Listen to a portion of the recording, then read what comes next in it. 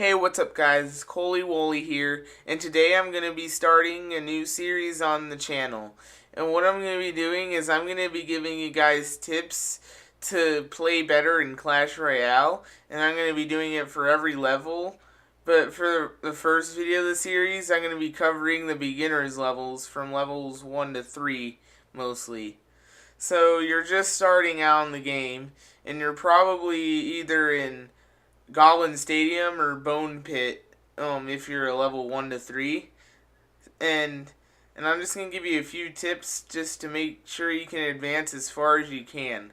So first of all, you're probably just getting the first couple epics as you do unlock one in the tutorial, but then you have the ability to unlock Lightning or Goblin Barrel if you're in Goblin Stadium.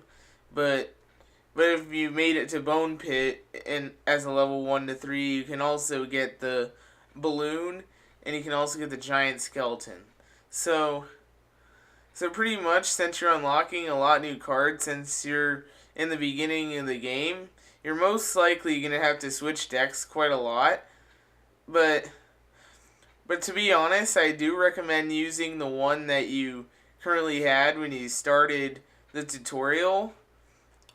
Because you have a chance to get one of 4 epics, which is the Witch, the Skeleton Army, the Prince, or the Baby Dragon in the tutorial, and you're always gonna get one of them.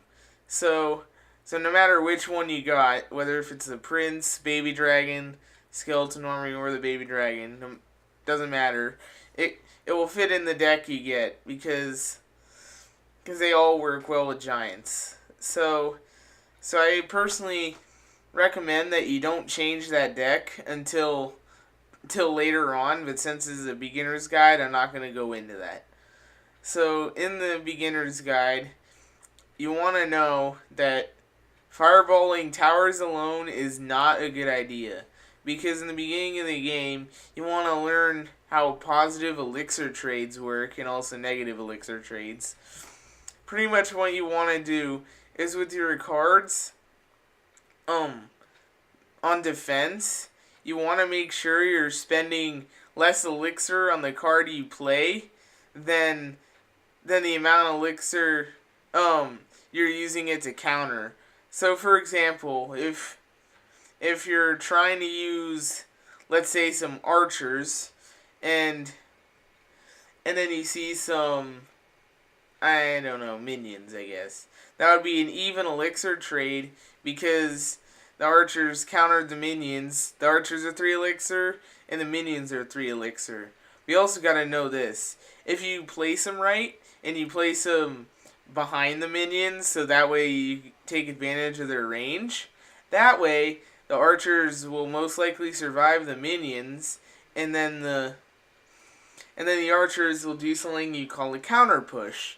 And a counter push works when pretty much you use a troop to defend, but the troop that is used to defend doesn't die. So, and what you do from there is you want to place like a tank in front of it. Well, depending on the troop, you might want to support it if it's a tank you use to defend or something.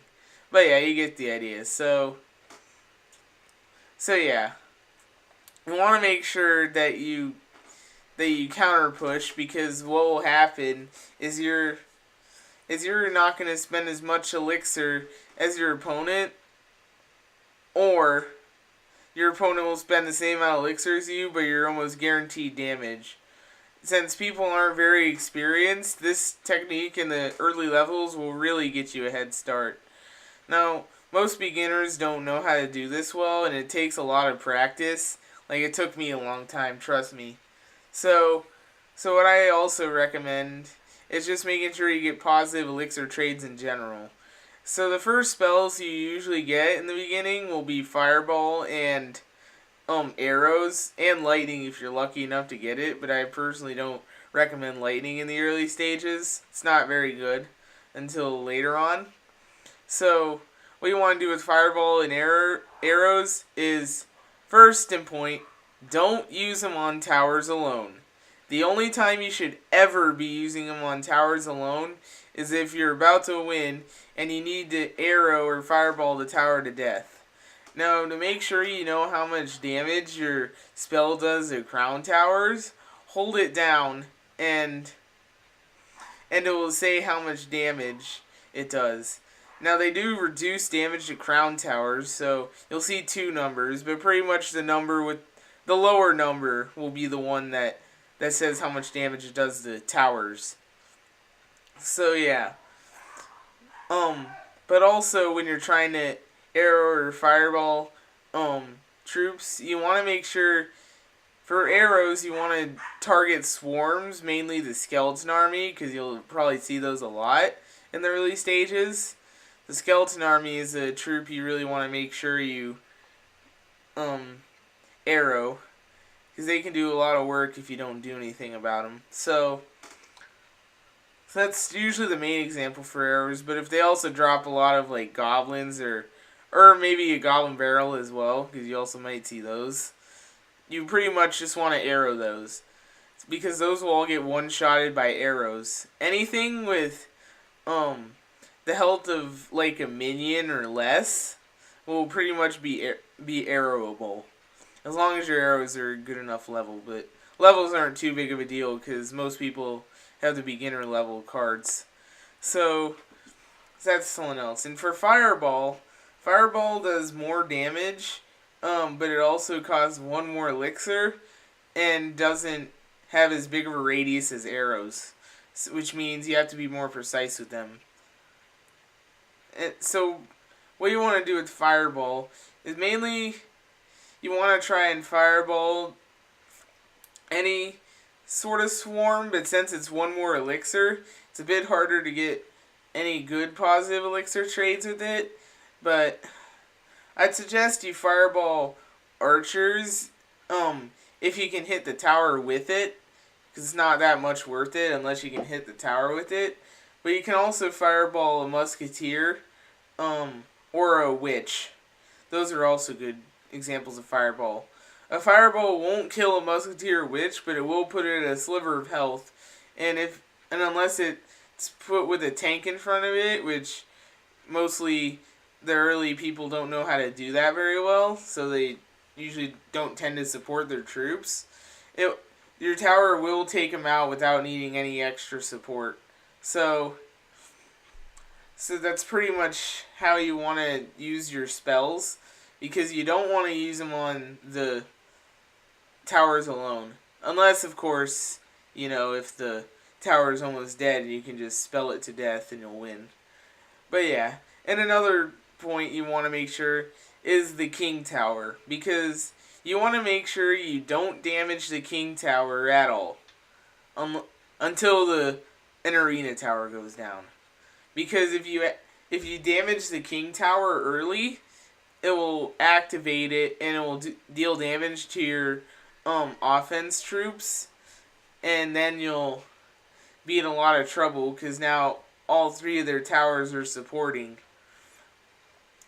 which means try not to hit your spells on the king tower, because it will really hurt you.